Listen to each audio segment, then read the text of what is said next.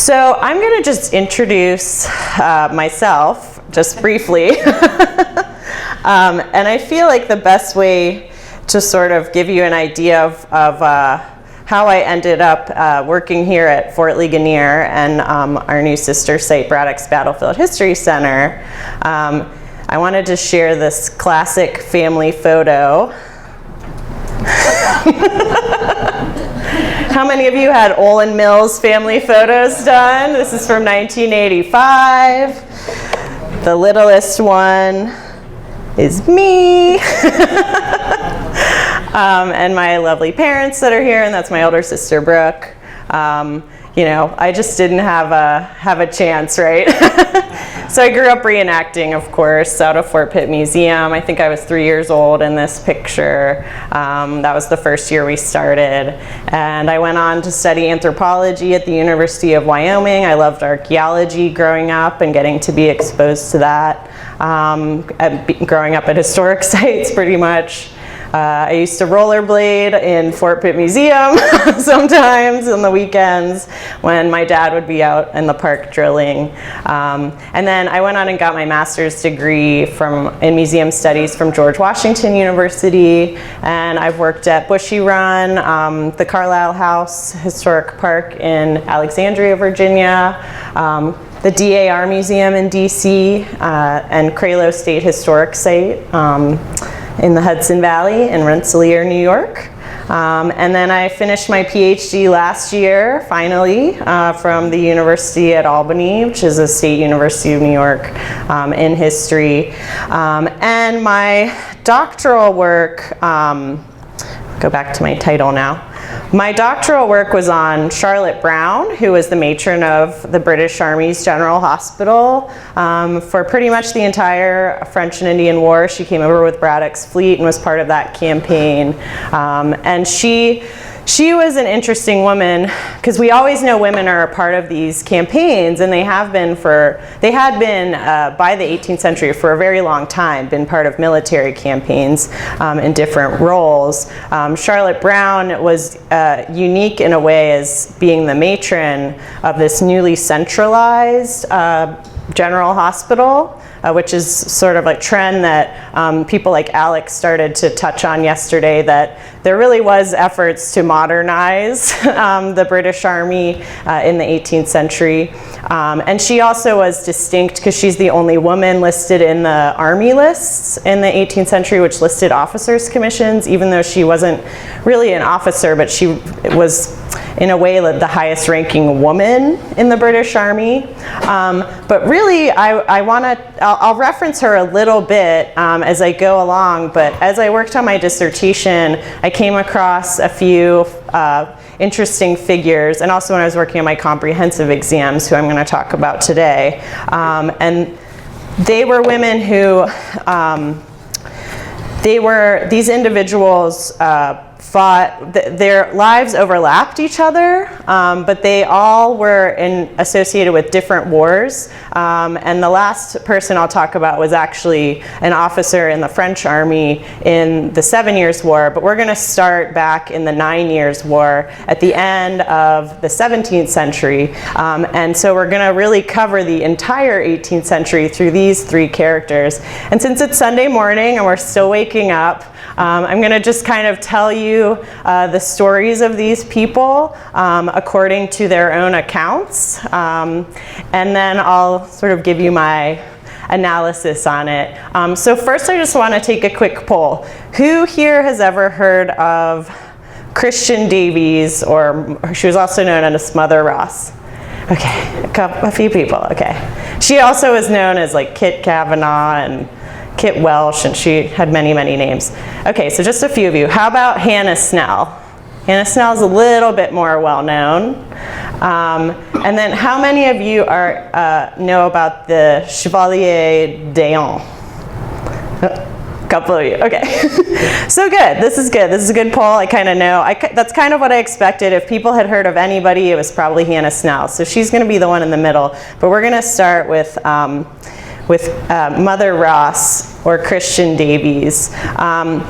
She had an account published in 1741, which was actually just after she died. She died in 1739. So she had this, so let's keep in mind, I'm presenting you stories that are published. The first two are published accounts that these people left. So these were real people. Christian Davies and Hannah Snell, as you'll find out, they actually successfully petitioned to get Chelsea pensions. So they were able to prove, that they had served in the military, disguised as men. And Monsieur Dejan was also a real person, but when they're writing these accounts, they can be a bit embellished, right? So we have to take that into consideration. So I'm going to kind of tell you some of the high points and, some of the highlights of their accounts and their basic stories, but I encourage you to go and read their accounts. They're easy to find online, also, there's some great works that really sort of go into what's truth and what's not of their accounts. I'm not going to focus as much on this as focus on the idea of the role of the female soldier within British and French societies in the 18th century, and I'll sort of cover that in my analysis. So, Christian Davies was actually born Christian Kavanagh. According to her account, she was born in 1667 in Dublin. And she was from a middling family. However, after her father's death, he was mortally wounded at the Battle of Aughrim in 1691, which was a Williamite war in Ireland. It was the Jacobites versus the Williamites. And so because he was involved in this war, the government seized his effects for fighting for King James II, for the Jacobites. So the family lost some status. And as the account goes along, and you'll see a common thread between this and Hannah Snell's account, it starts out already trying to set the stage that this woman is going to end up, proving herself as a man in the British Army, even though she's a woman. So according to it, and I quote, it says, "My inclinations while a girl were always masculine." So as she's growing up, she finds a suitor who took her inestimable jewel. Basically, he raped her, and so she goes to her aunt's in Dublin. Oh, and one more thing I want to bring up as we go along. The subject of anatomy is going to come up this morning, and there might be some images of basically breasts come into play a lot when you're trying to discuss female soldiers. So I just want to warn you in advance that that's going to be part of the talk today, and we might have a couple images of that.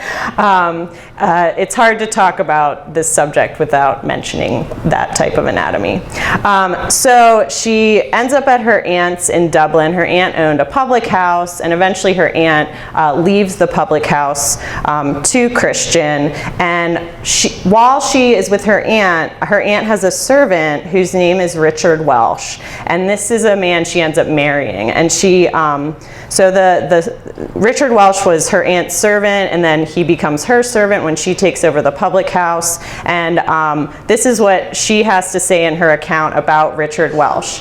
"In a word, he was or appeared to me a man whom any woman might love without having her good sense called into question." So they're in love, and apparently Richard Welsh is very much in love with her as well, because she kind of is worried about marrying her servant and what people will think of that. And so she writes, or the account says that Richard Welsh states this, lovely, I won't read the whole thing, but like, "I will still be your servant, as I have always studied your interest. I shall then study both that and your happiness.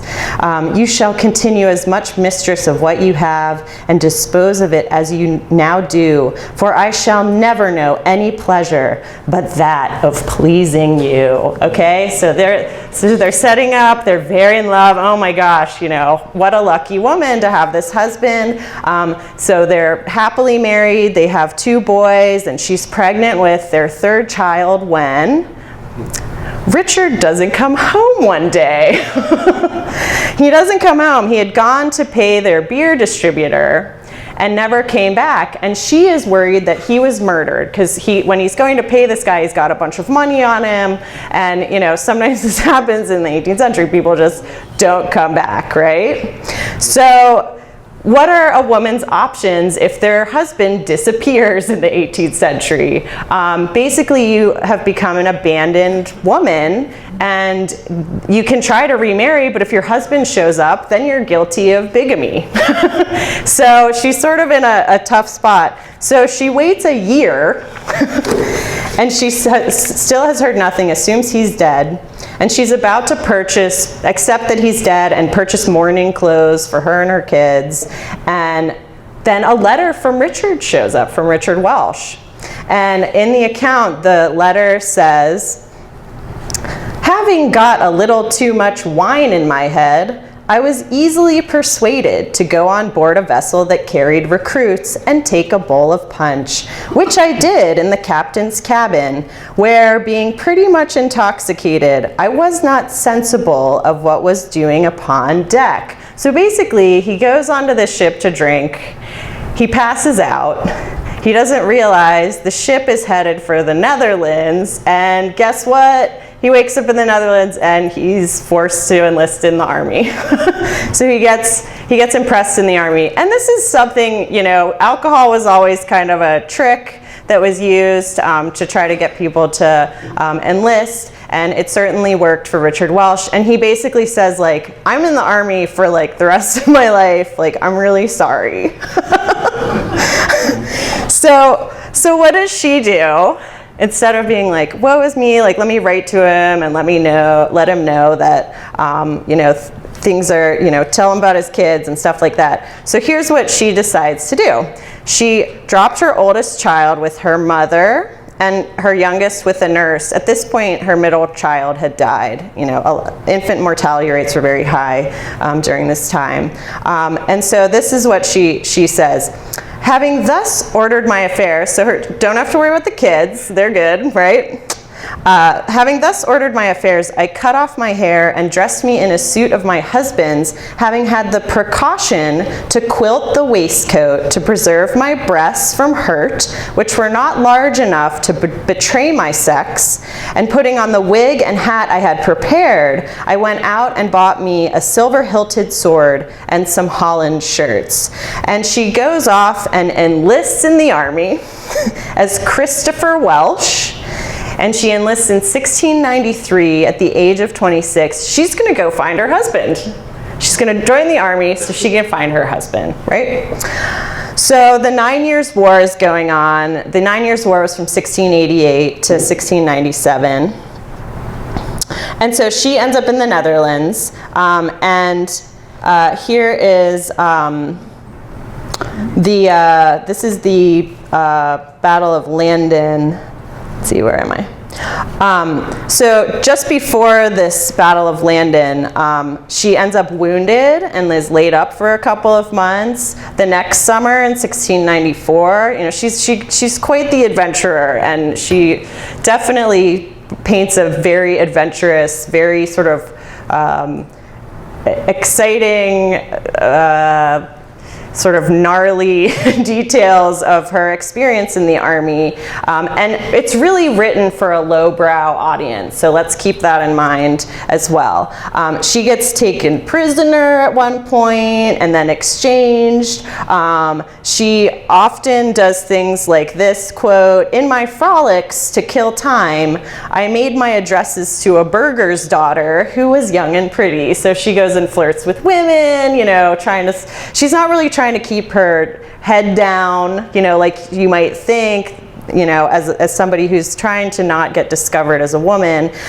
The woman that she's flirting with in this instance ends up getting raped by a sergeant, and so she goes and challenges him to a duel and has a duel at a windmill, which is kind of a cliche, right? You're gonna have a duel at a windmill in the Netherlands, whatever. and because of this duel, she ends up imprisoned, but then is pardoned. You know, it's just wild ride she takes you on. And then she gets discharged from her regiment, joins another regiment, and she ends up a dragoon, as you can see in this picture. And she eventually ends up in the Scots Greys.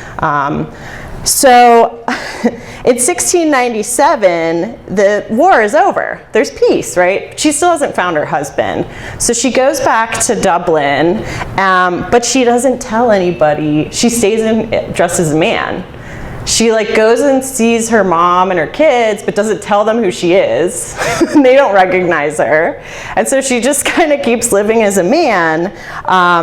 And she actually writes about seeing her mother. I found means to converse with them, her mother and her children, but I was so much altered by my dress and the fatigues I had undergone that not one of them knew me, which I was not sorry for.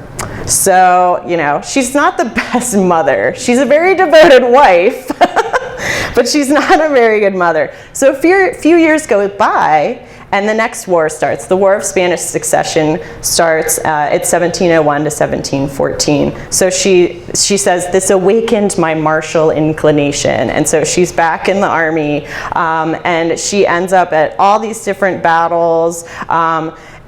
We were talking a little bit about the idea of pillaging and plundering. She is pillaging and plundering all over the place during these wars. And at one point she steals a pig, and then a corporal tries to steal her stolen pig from her. And so what does she do in response? She has like a pretty bad temper. She writes, with the butt end of my pistol, I struck out one of his eyes. So she's not afraid of being violent. And then finally, she ends up almost getting discovered as a woman. At Ubermargen, she is wounded and she gets a ball to the hip, right? And that's like not where you want to get hit if you're a woman trying to hide your gender, right? So she narrowly gets escaped being discovered, and she says that that ball stayed in the inner hip for like the rest of her life. So after the Battle of Hochstadt in Bavaria, which was in 1703, she ends up in Breda, and this is a really cool model that somebody made in the 18th century of like the town of Breda. So I wanted to share that. And guess who's there? It's her husband, right? So it's been 12 years since he disappeared, and she finds him in Breda. But guess what? He's with another woman. And so this is what she says. She says, the seeing him caress the Dutch woman, it was a Dutch woman there in the Netherlands, raised in me so great an indignation that I was resolved to banish every tender thought which might plead in his favor and wipe the idea of him out of my memory. I was so divided between rage and love, resentment and compassion. So she sets up this little thing, you know, because she's still a soldier. She doesn't, you know, she's still going to keep up her disguise. So she sets up a little private meeting between them at like a public house in a back room, and she starts sort of peppering him with questions because he doesn't know who this guy is, you know. And finally she says like, oh, by the way, I'm your wife, like, and so they reunite, and you know, they're like, okay, like, well, we're gonna stay together, but here's what the deal was, and I quote, he had forfeited his right to her bed by having taken another to his, that my resolution was fixed and all he could urge would not shake it. So like they're back together, but like he's not allowed in her bed. But the real thing was that he must not think of enjoying his wife while I could remain concealed and the war lasted. So basically she's using some leverage from finding this woman with her husband, but that they're both gonna keep the secret as well.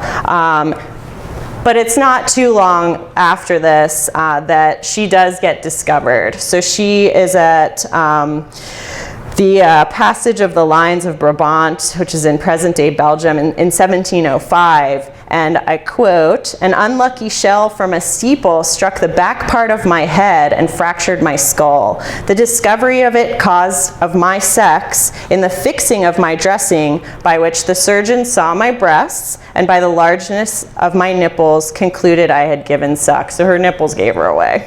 And her husband said, you know, "She is my wife, and I have had 3 children by her," you know, was able to vouch for who she was. So what's the reaction, right? The reaction is actually kind of funny, and, you know, we can kind of talk about this in a little bit, but she states that Brigadier Preston made me a present of a handsome silk gown, really practical out, you know, in the middle of a war. "Every one of our officers contributed to the furnishing me with what was requisite for the dress of my sex." So she's allowed to stay. She starts dressing as a woman, and she became a cook and a sutler for the regiment, right? And something that comes up, like when I study Charlotte Brown or look at these, is just the idea of that we're in a war when we're talking about this. So like the normally more rigid, or what society wishes was more rigid, of like gender lines and things like that, and even rank at some points, it just becomes really blurred because war is so disruptive. So things are permitted that normally wouldn't be permitted in society. The most basic thing of all, that you're killing people, right? And so, you know, you can sort of go down and say, well, maybe in a regular, you know, peacetime back in, you know, England or Ireland, you find a cross-dresser just trying to like subvert, you know, in a way, they're gonna be subject to the law, but not so much during war. So she's permitted to stay. She becomes the cook and the sutler for the regiment. But, you know, she's still a little trigger happy and ends up shooting people once in a while. And, and clearly her husband is back in her bed because she had a baby. It only lived for 6 months. So things seemed pretty good between her and her husband. Everybody knew they were together. However, oh, and here, there's, that's the passage of the lines of Brabant. So here's my little, here's a boob pic, so just so you know it's coming up. But I just love it because they're like, this is a prostitute, she's smoking a pipe, and I just really love this image. So guess what? Her husband's Dutch lady comes back, right? And this is kind of what I imagine her picturing in her mind and getting totally enraged. So what does she do? She says, "My rage was so great that I struck her with a case knife and cut her nose off close to the face, except a small part of the skin by which it hung." So her husband gets confined and reprimanded because, like, you know, apparently Mother Ross is like, you know, she's like a daughter of the regiment, everybody loves her. And she writes, "His Dulcinea was put into a turning stool and whirled round till she was dizzy and so sick that she emptied her stomach. She was with great ceremony conducted out of the gates of the town." So she's basically this, you know, Dutch lady's drummed out of the camp. So her adventures continue. At one point, she catches an officer who is committing bestiality on a horse. So she catches this guy. He gets hung, and the poor horse was shot too. The poor horse was shot, but the lady who owned it was reimbursed for the cost of the horse. So there's all these fun, you have to read this. It's amazing to read. She continues, even though she's identified as a woman now, she still goes back and forth dressing as a man or a woman, and she cross-dresses to woo women kind of for fun, like for kicks once in a while. She also ends up assisting in the hospital, so more of those domestic roles. And then sadly, she finds her husband after a battle who is dead. And this is a much later image. It's from 1789, but I really like it. And she writes, "I found my husband's body. I was in so great a fury that I bit out a great piece of my right arm, tore my hair, threw myself on his corpse, and should have put a period to my life had I had any instrument of death. So she's extremely distraught. You know, this relationship is what justifies her going and being allowed to cross-dress. And like for people reading this, you know, that's like the whole justification, is that she was doing it really to maintain a very normal gender expectation of being married and being a devoted wife, right? So she gets remarried, not once, not twice, many times. She marries a grenadier 11 weeks after her husband died, but then he got wounded and got sick and died as well. And by 1712, she applied for a pass to go back to go to England. And she brings a petition about her service, that she had served for 12 years in the Earl of Orkney's regiment as a man. She had received wounds and had lost 2 husbands in the service. And she presents this to the Queen, because it's a lady in charge in England, so Queen Anne. She presents it to the Queen, and the Queen apparently said to her, it should be her care to provide for me, and perceiving me with child, she's pregnant again, added, if you are delivered of a boy, I will give him a commission as soon as he is born. But to my sorrow, it proved a girl, who has caused me great trouble and vexation. Like maybe her daughter was like her. I don't know, but it's very that was a very interesting statement that's in her account as well. So finally she goes back and does see her mother as herself, and you know, says, hi Mom, you know, I'm home. Her eldest son at that point had died, but her younger son was still alive and was he was in the workhouse. And then she married a soldier named Davies, so that's Christian Davies, why she gets that name, who apparently was just an alcoholic, and she went to great lengths and expense to purchase his discharge, but then he got drunk and re-enlisted. He enlisted in the Guards, and then she again had to like raise a bunch of money to get him out. And then, you know, she goes on, where at one point she becomes a sutler at the camp at Hyde Park.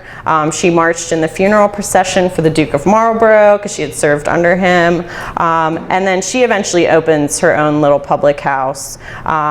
And, you know, she has trouble with the latest fashions for women. You know, I'll talk a little bit more about clothing, about all 3 of them soon, and especially the new hoop petticoats that are coming out. She feels really awkward wearing those. But she does get a Chelsea pension, and she writes about that, and also getting her husband into the pensioners' college. And that's where she ends up living until she dies on July 7th of 1739. So that, and there's the Royal Hospital, the Chelsea Hospital, where the pensioners still live. So, so let's move on to Hannah Snell. So Hannah Snell's account was published in 1750. There actually are 2 accounts she has. One of them's shorter, and then there's kind of a longer version of it with some more details. But again, she was a real person. And but what's happening now is that her account is being written about, you know, she's a lower class woman, and her audience, though, is more of a middling, like middle-brow audience at this point, like in 1750. And there's some interesting things going on with literature as to why, you know, there's a different type of audience for her account. So she apparently, she was born in 1723, and she had, according to her account, she had a lot of family military connections. So her grandfather, Captain Lieutenant Sam Snell, had served, perhaps maybe had crossed paths with Christian Davies at one point, because they served around the same time. He had been mortally wounded at the Battle of Malplaquet in 1709. And then all of her siblings were either soldiers or sailors, or were married to one, except for one of her siblings. And then again, they set up the story that as a child, they write, when she was scarce 10 years of age, had the seeds of heroism, she used often to declare to her companions that she would be a soldier. She formed a company of young soldiers among her playfellows known as Young Amazon Snell's Company. So that's, this is of course in her account. I'm not exactly sure if that's how it was. But she meets a sailor who's Dutch named James Sums, and they get married at the Fleet around 1743 or 44 on January 6th, which was 12th night.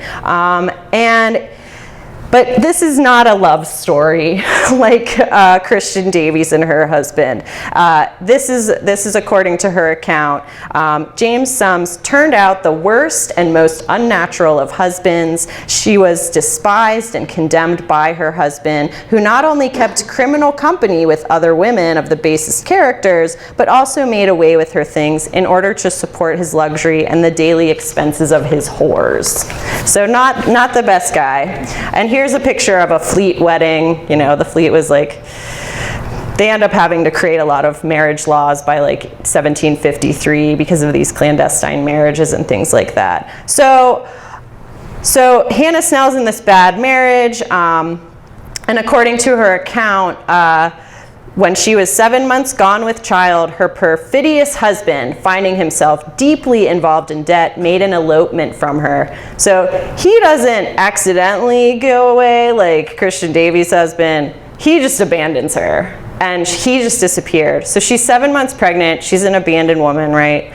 So she moves in with her sister and brother-in-law, and this is in London. She her baby dies, and she decides she's just going to go after her husband. So this is more of revenge. This isn't a love mission. This is a revenge mission. And so she writes, she boldly commenced as a man, at least in her dress, and no doubt she had a right to do so, since she had the real soul of a man in her breast. So she enlists as James Gray, which is her brother-in-law's name, and in 1745 she enlists actually in the army in General John Guise's regiment. And actually I found this fun caricature of him that I pulled off and blew it up a little bit. Sorry, it's not like the best quality. So her adventure begins, and she also sort of dabbles with the ladies once in a while, although she, in some instances, like the first instance she does this, she's trying to warn a woman about, because she is talking to this sergeant, and he's like, oh yeah, I'm gonna go, get that lady, and so she warns the woman about it, and basically says, well, let's pretend we're in a relationship so that will help protect you from this sergeant's ill intentions. So the sergeant got really jealous and accused her of neglect of duty, just trying to get at her. And this is where the embellishment, like a big embellishment part kind of happens. Apparently she was punished to get 600 lashes, and that 500 of those were actually given to her. The quantity seems quite high for her to have survived that. And on top of that, she claims, like, how do you conceal yourself when you're getting 500 lashes? And she claims that she concealed herself because her breasts were against the wall. And that seems like, well, really? Like, I feel like maybe people would have still known. So that's a little iffy, right? So she's being treated really badly, and then she gets really paranoid because there's this new recruit, George Beck, who had stayed with her sister and brother-in-law, and she was worried that she was going to be found out. So she deserts. So she leaves. She heads to Portsmouth. She steals a coat and swaps out her regimental along the way. And she ends up enlisting as a Marine. She enlists as a Marine. And here's Portsmouth. She enlists in a Marine in Captain Graham's company. And she ends up as part of Admiral Boscawen's fleet to the East Indies. So she ends up on a ship, and on the sloop Swallow, and she excels at domestic duties aboard ship, because women aren't really allowed aboard ship. So she does cooking, washing, and mending really well. And she is identified by one of the lieutenants, Mr. Wygate, who actually said, will you be my sailor servant, basically. So she becomes a servant to him. And they're on their way to India. So, you know, they end up in hurricanes and a bunch of things happen, but they end up in India, and they end up going to the siege of Pondicherry. So they march to Pondicherry. There's an 11-week siege, which was, you know, monsoon season was coming. So she writes, a great part of which they lay middle deep in water in their trenches. But she shows some bravery. It says, during a skirmish, one of the common men was shot dead close on her right side, upon which she fired and killed the very man that shot her comrade. But eventually the monsoon ends the siege. But during this siege, she apparently gets wounded, and the account states during the engagement she received 6 shots in her right leg and 5 in the left, and what affected her more than all the rest, one so dangerous in the groin that had she applied for any aid or assistance on the account, she must inevitably have discovered what she was resolutely bent at all adventured, if possible, to conceal. And this is where I was mentioning yesterday, so she has the surgery done on her legs, but then she still has this groin shot that she's not telling the surgeon about. And she says she finds a black woman who's probably working in the hospital, an enslaved woman, like we were discussing yesterday, who was working in the hospital. And so she gets this woman to bring her some just like medical supplies, and Hannah herself digs around and like removes the ball from her groin. And it takes her a few months to recover. And her ship had left at that point, but she's able to go on the HMS Eltham and goes to Bombay. And at this point, she ends up stuck on a ship, and one of the officers doesn't really like her because he asks her to sing a song, and she's like, I don't want to. And so he wants to seek revenge on her. She's accused of stealing a shirt, and she's clapped in irons for 5 days. She got 12 lashes on the gangway, and then she had to continue at the foretop masthead for 4 hours was her punishment. And again, she explains how she concealed herself during the lashes. She said she had a really long silk neck handkerchief around her neck while she's getting the lashes, and it seems a bit dubious that she'd be able to conceal herself at this point. And of course, then later the shirt shows up, and it was never actually stolen. It was just this officer being a jerk. She also comments along the way how she's pretty grossed out by the behavior of the sailors when they go onto shore, and their involvement with like bawdy houses and things like that. And again, that reflects the audience that she's writing to, which I'll talk about in a little bit. So eventually she makes it back to, I forgot about this point. So at one point they start saying, they start calling her a woman because she can't grow a beard, right? So they're like, oh, you never have to shave, so they give her like nicknames like Moll or Molly and things like that. And, but she's able to sort of get away with that because a lot of sailors were like little boys, like you see here on the left, who are these poor kids that are sort of taken off the streets, these orphans, and then they're impressed into the Navy. Or on the right is one of my favorite little satirical pieces of how young officers could be in the Navy, but also in the Army. I mean, how old was James Abercrombie when he became an officer? Like 11 or something like that. So this is also part of that culture. There's there's not, you know, child labor laws happening in the Navy at this time. So she sort of says, oh, well, I'm really young. I just can't grow a beard yet. So that's the only time where anybody really sort of starts to question or tease her for her girlish looks.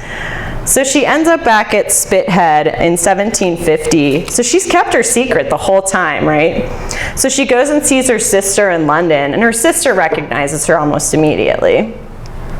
And her brother-in-law, you know, recognizes her too. They end up, you know, keeping the secret amongst themselves. And then she's out with some of her fellow sailors, and she's like, surprise, I'm a woman. So she tells them, and the way she states it in her account is, in a word, gentlemen, I am as much a woman as my mother ever was, and my real name is Hannah Snell. So they aren't, you know, they're surprised, but they're not angry. And they applaud her for her intrepidity and presence of mind as a soldier. And apparently one of them, Mr. Moody, becomes so enamored with her, you know, that he's ready to marry her. And she's like, no, I'm not going to marry you, but thanks for asking. But she does eventually get married twice more and has some children. And she gets encouraged to make her applications to the Duke of Cumberland, and she does qualify for a Chelsea pension. So she and Christian Davies are the two women in the 18th century who were given Chelsea pensions for their service. She ends up a performer. So she ends up publishing her account and then going around performing, and the first half of her show she would be a sailor, a tar, and then the second half she would be in the army and she would do the drill to show everybody she knew the drill. So this kind of went on for a little while, and then apparently she opened a public house as well, but eventually she gets admitted to Bedlam, where she dies in 1792. So now let's move to our French character here, the Chevalier de Young. So the Chevalier de Young, according to her account, which was unpublished. It was written in 1779 but was never published. But this was a very well-known person in France and in England in the 18th century. So according to her, she was born female but raised male because her father had wanted a son. So that's the story that's presented in her account. In 1749, she got a law degree, and in the 1750s, she entered politics. So when the 7 Years' War breaks out in 1756, she actually becomes a spy first before she becomes an officer. She joins the King's Secret, the Secret de Roi, which was a network of spies. There were about 20 at its peak. And from 1757 to 1760, she's secretary to the French ambassador to Russia. So she's the secretary to the Chevalier Alexander Douglas, who was a Scotch Catholic living in France. And according to her account, she lived a double life as a spy and diplomat, and as a man and a woman, although this was not true. She was just a man this entire time. But the reason that there may have been like some confusion, and really when she's writing the account, the time in which she's writing it, it's to justify that and reinforce that she actually was a woman the whole time. And also what's happening in the Russian court is apparently every Tuesday they had masquerade balls where everybody was forced to dress as the opposite sex, right? So these masquerades, this idea of carnival. So really de Young's false account that she was this double spy as a man and a woman, like double agent or whatever, is believable because this kind of stuff was sort of happening in a way, according to, you know, within a certain, it was acceptable within a masquerade. And so But this is a very important role that she holds at this point, because there are unprecedented alliances happening. So France, Austria, and Russia are aligned versus Prussia and England, right? So Dejan was responsible for facilitating the secret correspondence between Empress Elizabeth and Louis XV. This is a really important job. And then after this, in 1761, Dejan becomes a dragoon captain to advance for career advancement, and apparently Dejan served valiantly under the Marechal de Broglie. Oh God, I can never say that. It looks like Broglie, right? But I think it's Broglie. Is that? Broglie, thank you. Broglie, and is in this elite corps of the dragoons, the Regiment d'Autichamp, and she is wounded at the Battle of Willinghausen, and she really just ends up, which is in present-day Germany. So despite the fact that she was in a battle which was a pretty bad loss, her reputation was enhanced. She really only fought in one major campaign, but ends up getting the Cross of St. Louis for it.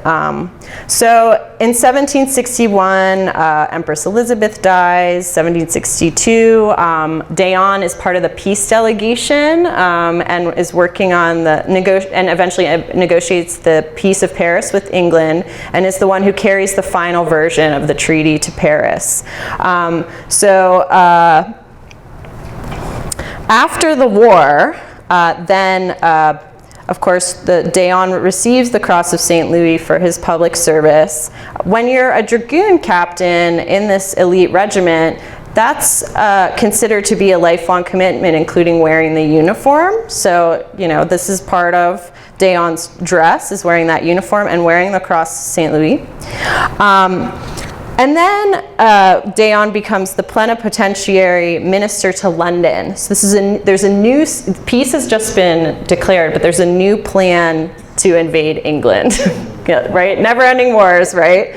So Dejan's right in on this and goes to London, but then gets very criticized for her extravagance. She loves wine. That's a big problem. And so she ends up getting demoted to secretary to the ambassador. So everybody still believes she's a man at this point. And then she gets fired because she refused to be recalled, and then she threatens to blackmail the French government because she has all these papers from the king's secret that she's willing to spill the beans to England if she kind of doesn't get what she wants from France. So she ends up exiled in England for 12 years. And during this time, she seemed to be studying early modern notions of womanhood and manhood, the querelle de femme literature of the time, and really started to identify with Joan of Arc as a model of what, Dejan was trying to become. And in 1770, rumors start flying that Dejan was a woman. And this is one of these, this is an image a rumor that she gave birth to twins, and you can kind of see, her uniforms hung up on the wall. And so these rumors start flying that probably started in England, and are sort of going back and forth between France and England. People are starting to place bets on whether or not Dejan was a man or a woman. And in 1771, when this image was published, is when Dejan is spending most of her time in seclusion. And so by 1772, the rumor gets confirmed, and Dejan actually wanted people to think that, she actually spread the rumor, and she blamed the rumor on Princess Daskova of Russia, but actually she herself had spilled the beans with somebody who was a really good gossip. You always know if you want everybody to find something out, who to tell, right? And so in 1774, and here's some other images that were coming out in the 1770s, right? So Louis XV dies in 1774, right? And so now things are shuffled around in terms of the status of Dejan and having these secrets. And so they start negotiating about what's going to happen to Dejan. And Beaumarchais is involved in this, who also wrote The Barber of Seville, right? So Dejan starts negotiating with Beaumarchais about money, political rehabilitation, Dejan's gender status. Because at this point, Dejan wants it publicly recognized that she has been a woman this whole time. And this is when some of these mythology about his childhood start to be formed. So the transaction they end up with designated Dejan as a woman, and Dejan agreed to wear women's clothing unless she was uncomfortable in them. This is what happens at first. She wants to wear the cross of St. Louis, and really didn't want to give up the uniform totally. So in 1777, she returns to France, and she gets very interested in Christianity and Christian feminism. There's a plan at first to just have her enter a convent as a nun, but she doesn't want to do that, and she wants to sort of stay at Versailles. Here's some images of Dejan with her cross of St. Louis. And basically, she's forced to wear women's clothing. She has to totally give up her uniform, and the king provided funds for her new wardrobe, and her new wardrobe was made by Rose Bertin, who was Marie Antoinette's wardrobe director. So at least she had the best, most fashionable clothes to wear, even though she never really was that comfortable in them. And then she gets invited to Versailles for a crash course in proper female etiquette, but she's expected to go live where she's from, which is in Tonnerre. And so she's forced to live in Tonnerre. And she's quoted during this time when really it's sort of like her coming out as a woman. She, according to her account, she writes, "The role of lion would be easier for me to play than that of the sheep, and that of captain of volunteers of the army would be easier than that of a timid and obedient maiden." So she's having kind of a hard time with this, right? And also, France itself is having a hard time because it just lost this huge war, you know, and they're trying to save face, and even the French army is seen by the British as somewhat effeminate, right? So there's like all this sort of stuff going on.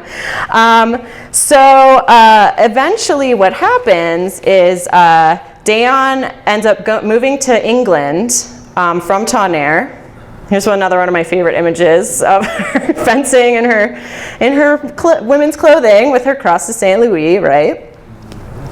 And she lives in England for the rest of her life. She died in 1810, and when she died, they examined her body. She had been a man the entire time. Twist. So an extraordinary, very well-known character. So for over 32 years, from the age of 49 to 81, Dejan succeeded in living as a woman among those who had known him as a male diplomat and military hero. So let's talk about it. So, of course, the idea of like the Amazon was a very well-known thing from like the classics, Hippolyte, you know, Minerva, all of these things, right? And also let's think about, what does the word sex mean in the 18th century, right? Because they're not using like the word gender. Sex, really, the term mostly applies just to women, like that those are women. The weaker sex is usually how they're, the fair sex, things like that. It's not the act of copulation at this point. And then we sort of have these more modern terms of, you know, transvestite or transsexual or transgender, right? Transvestite, or, you know, the term drag, or is a person who, you know, feels compelled to dress as the opposite sex but not necessarily become the opposite sex. Whereas transgender is a person who believes that his or her own sex has been misassigned, feels trapped in the body of the wrong sex, right? And then will go through a transition to become the sex that, in their mind, that's how they feel that they, that the way they were born. So we do have this, this background of these idea of these Amazons by the 18th century. Here's Dejan, you know, looking like this classical depiction of Dejan, right? And if we think about clothing of all these three characters in terms of like cross-dressing versus transgender, like a term we would use today, all three of them felt awkward in women's clothes after their service. Davies and Snell both had difficulty with the hoops, they mentioned that. Davies goes back and forth between men's and women's clothing after being discovered, right? So even though she's identified as a woman, she still sort of goes back and forth. And after Snell reveals her sex, she still wears men's clothes, at least when she performs, and also is known to have been buying new suits and things like that, because she also isn't feeling totally comfortable in women's clothing. Even though she is like, I'm a woman, you know, I'm a woman, I was a soldier too. Dejan began to dress in women's clothes only after the king really forced him to do that, or her to do that. And then also, if we consider the idea of sexuality of these three characters, Davies and Snell both dabbled in relationships with women who thought they were men, right? So it's not like it was a lesbian relationship. It was them posing as men and sort of flirting with women and forming little relationships with them. But they ultimately chose male partners with which they had children. Dejan was never married. At first, when she says, I'm a woman, they're like, oh, well, you should get married and settle down, you know, sort of conform. But she never did, and she actually remained a virgin throughout her life, and also sort of following that Joan of Arc model, because she was very much sort of like a born-again Christian when she came out as a woman. And so what's happening in British society, British and French society, here's some of, they're toying with these ideas of gender bending. This is from 1780, and this has a great name. It's Corporal Cartouche teaching Miss Camplove her manual exercise. But of course, this isn't something that during regular, you know, peacetime society that it's going to be allowed. And there are accounts of women who are caught sort of cross-dressing who get in trouble. Like, they are punished for doing that. But again, the idea that war is sort of breaking this down, and it's more permitted. And then, of course, the idea of the masquerades, which have been around all throughout Europe. I mean, this is France and the Netherlands, and then here's a fabulous image from Italy, and this idea of carnival and the world turned upside down and things like that. But the last thing I really want to kind of comment on is literature in the 18th century, and the idea that it's reflective of something called the culture of sensibility. And the literature that Davies and Snell's accounts are written for, the literature in which those are written, Snell's more so than Davies, is that there's a growing female readership, right? That's often, they're called seduction novels, these Richardsonian seduction novels, which are cautionary tales for young women, because women are starting to have, by the mid-18th century, more say in their marriage partners and things like that. Here's an image from the book Pamela. And Davies is a cautionary tale. It's an entertaining story, but a don't try this at home kind of a story. And one of my favorite quotes, and it's great to just think about even camp followers in general who are identified as women in these camps. This is a quote from her account. By her having been long conversant in the camp, she had lost that softness which heightens the beauty of the fair, and contracted a masculine air and behavior which, however excusable in her, would hardly be so in any other of her sex, right? So it's a very cautionary tale. And Snell's account is really, really written. Remember I said it's a lower class heroine written for a middling audience, mostly of women, and she's constantly compared to Pamela, who's one of the most famous characters of these Samuel Richardson novels, these seduction novels. And Pamela basically is so virtuous and so pure that she reforms the rake, the guy who's trying to rape her, and he totally changes his ways, and they get married. And the whole idea was like women being the ones to reform men. It was the reformation of men, and this was the duty of women by the mid-18th century, right? And so in Snell's account, we see this over and over again. Her virtue and chastity, even though she had been a wife and had a baby, you know, she wasn't a virgin, she managed to maintain her virtue and chastity while disguised, which helped her stay disguised, so, you know. And in Dejan's account, the idea of, because this culture of sensibility existed throughout Europe, Dejan literally reforms from a man into a woman, right? She's reading all of this feminist debate and things like that and thinking like, man, women are amazing. Like, I want to be more like a woman, and I'm actually just going to become a woman. So that's kind of what's going on at this time too. And let us not forget also during this time, this long 18th century, the female leaders that exist in Europe. So it's not just men who are leading. So we have Queen Anne, which was during Davies' time. There's the Pompadour, Madame Pompadour, who was Louis XV's mistress, but she was really kind of calling the shots politically. And then we have Maria Theresa of Austria, and Catherine the Great from Russia. And didn't Catherine the Great like literally murder her own husband to take the throne? Right, so we have these examples as well.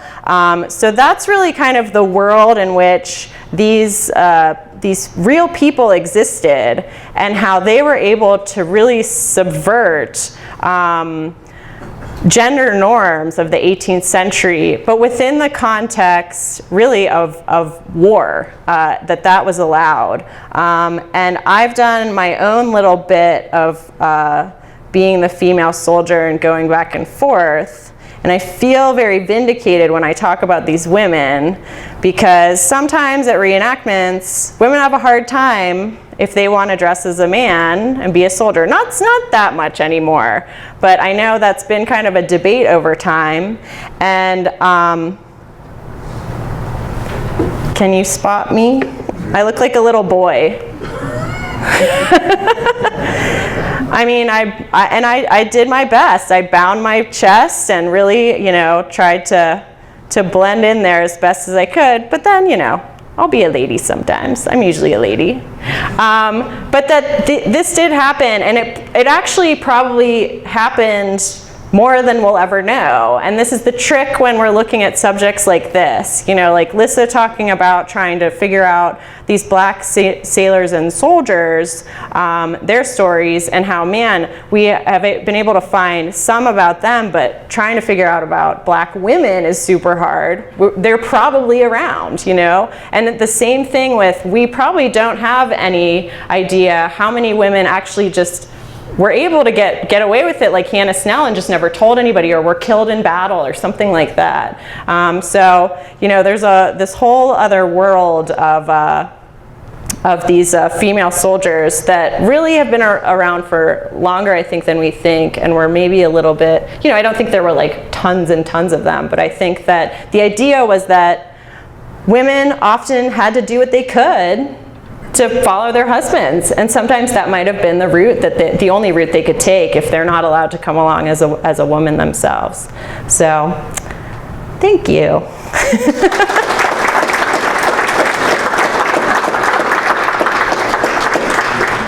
So let me know if you have any questions about these characters. And I'll do my best. Like, I'm not an expert on these women. I just enjoy reading about them. And there are lots of historians if you want to learn more about kind of what's true and what's not about their accounts, and they're awesome. Yes? I have a question. Yes, Mother. I'm always a little surprised at how accepting the fellow soldiers were upon discovery, instead of being angry and feeling like they'd been fooled. Right. And I assume it's partly because they admire her. But I also wonder, could it have to do with the way children are raised and how they're dressed sort of as girls when they're young? Well, I don't know, because I think even when they're,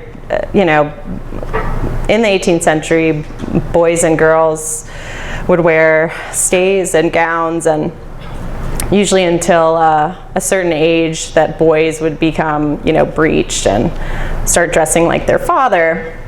But do you think even within that, there's still distinctions within the clothing that maybe seem really subtle to us today, but where it'd be really obvious that oh, that's a little boy, even though he's wearing a gown, that's a boy.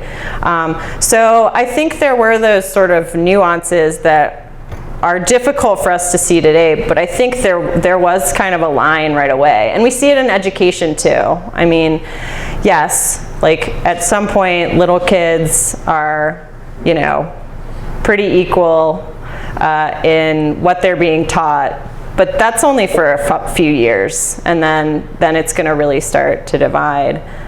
So I think that I don't know. I think there was a pretty strict line even from when they were little babies. Yeah.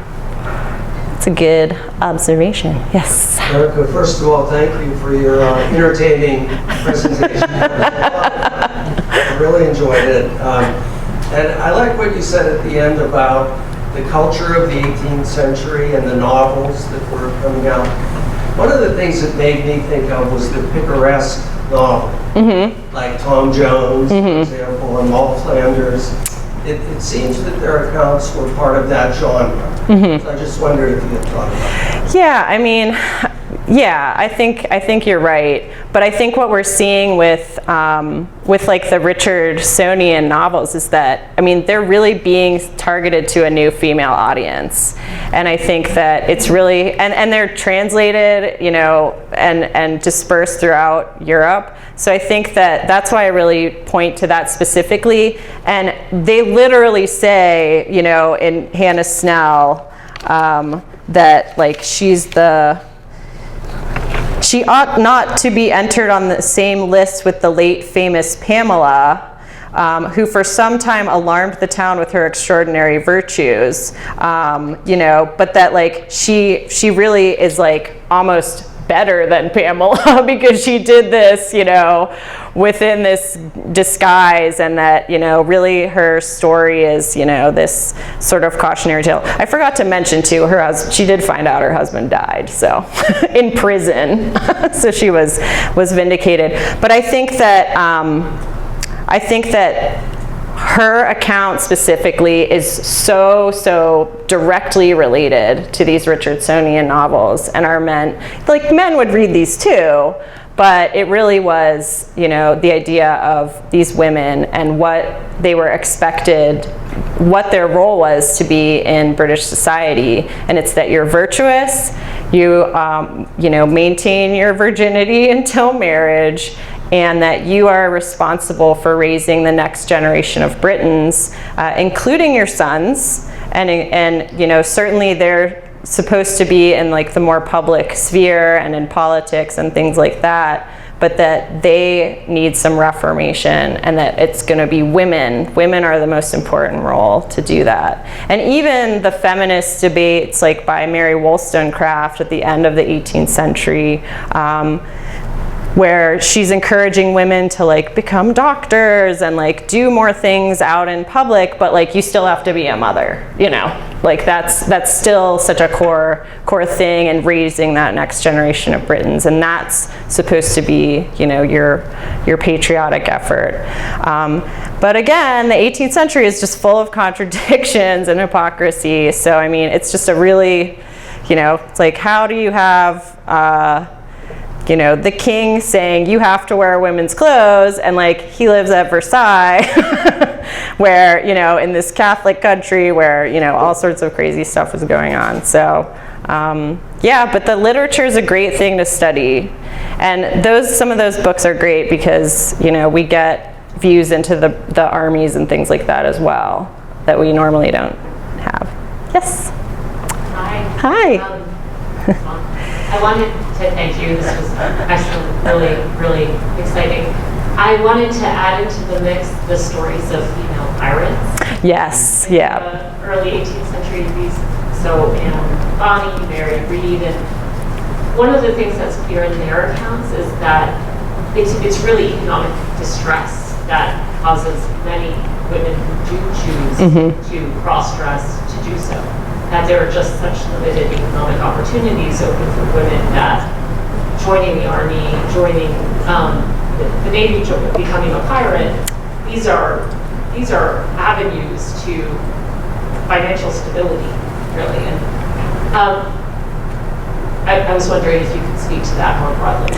Yeah, and I mean, I think it just goes back to the fundamental idea of what options do women have? I mean, they have pretty limited options, right? So like you're single, you're growing up, you know, your goal, then you're considered what, femme sole, right? So you have certain rights there, and then you get married, so you go from under the coverture of your father to the coverture of your husband. Like you have no legal status, and that's why like when these women get abandoned, you know, what are you going to do? What are your options? And yeah, I totally agree that it all just comes back to that fundamental idea, and that's why I think there's probably more instances because women got abandoned a lot, you know, or like if you became a widow, like if Christian Davies had been able to prove that Richard Welsh had died, then she gets a whole new legal status as a widow, and you do have a more level of independence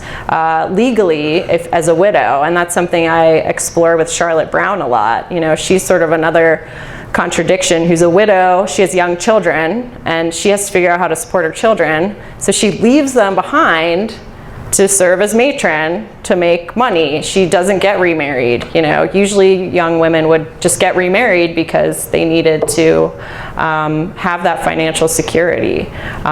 So that's definitely at the core of these motivations. You know, it's not like oh, I'm just gonna go off on an adventure. You know, it's more of like, man, I have really limited options.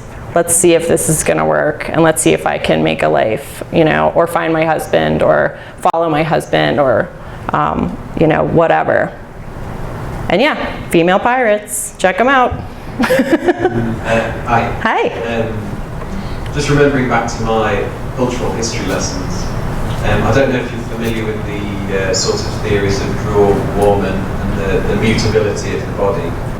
Oh, right. So, sort of talking more 17th centuries, it's seen as, you know, race is changeable. You know, you stay out in the sun, you may turn black may turn white, and likewise sex. If you appear to be a man, then you are a man. And the theories were sort of that the 18th century was a crystallizing point where it's, no, actually, you are born to be this. Does your experience, especially Mother Ross, you notice a change over time? Does this fit in with? I think that idea does fit in, and like the quote about how she's been in camp so long, and you know, sort of doing this, that she's lost her femininity, and that, you know, that's why, you know, it's okay. It was okay that she did it, but like, you better not try that at home, because that you're around all these men for so long, so you must be considered less of a woman at that point. And that's something that I think about too, even with Charlotte Brown. I think about, man, what did she look like at the beginning of the war versus like the end, or like when she's up in Albany and she's like frostbitten and it's like the middle of winter and she can barely write, and she's, you know, just stuck working at a hospital all the time, but she doesn't want to write about it because she's a middling woman, and you don't talk about things like that. So yeah, I think that definitely comes into play with these women. and how they're perceived from being in the camp. And I think that that could be a projection on female camp followers as well, as sort of being seen as less feminine, perhaps. Although we see, you know, that's something cool to think about, because then if you look at like a lot of the imagery, even from the late 18th century of like the camps in Hyde Park, where the female camp followers depicted in those are very clean and have bright clothing. And so, yeah, I think there's just like, that's just another example of, you know, when we're trying to figure out what is, like, what are people expected on paper and what was the reality? You know, what are the laws and things how are they trying to shape society? What's like the ideal, and then what is the reality when we're, you know, thinking about life in the army, and if you're going to be, you know, cross-dressing as a man or serving as a camp follower and things like that. And that also, I forgot to bring up that, I mean, there's actually been some of this stuff in the news, like the Casimir Pulaski New York Times article that just came out, right? That they discovered that he was probably intersex. Which just means you have either like ambiguous genitalia or or a chromosome pattern that just doesn't fit within these binary definitions of like male and female. And then also, you know, look what just happened in the military. There's like a transgender ban that just went in effect in the military too. So like these debates are still going on today, even though like, you know, the idea of being born in the wrong body seems to be something that's been going on for humankind, where you feel like you're born in the wrong gender, or that you're intersex, where you're somewhere in between, or the idea of like a third sex. You know, these are still debates literally happening like this week in America. So, you know, and the Pulaski, he was a Revolutionary War hero who I think he was killed at the Battle of Brandywine. But they looked at his skeleton, and he has very female pelvis. And so there's that kind of stuff coming around as well. So it's a very relevant discussion. I think we have time for one more. Okay, yes. My question is this: you can bind yourself, you can do all these things to make the exterior look invisible to the eye that you're a woman. Hygiene. Yeah. Hygiene. How do you go to the bathroom? My question is, in close proximity, within ranks of men, how can they possibly hide that? If you want to ship, how do you hide that? Right. Well, you're not really like jumping, you know. And yeah, it's hard, but we know women have been doing this, and women did it successfully in the Civil War. Many, many women did this in the Civil War. And we know from the Civil War, and also from, I think in Davies' account or Snell's account, one of them talks about having like a little cone made that like they can pee out of, like so it looks like a phallus, like they have a penis. So they find little tricks and tips, but also like, you know, your underwear is your shirt, right? So like you are gonna be like pretty covered up most of the time. I mean, I know when I do female soldiering, like the biggest issue for me is that slit for your shirt goes down to here, right? So I have to like pin it shut, you know. You're wearing a shirt buckle anyway. Yes, right. There we go. Thank you. But I mean, you know, like if you lost that or something, but like, you know, there's certain aspects. But I don't know how they did it, but they did it. They did it. They got away with it. But it makes me wonder, because there was an account that I read from the Civil War. Can you use a microphone so everybody can hear you? Yeah.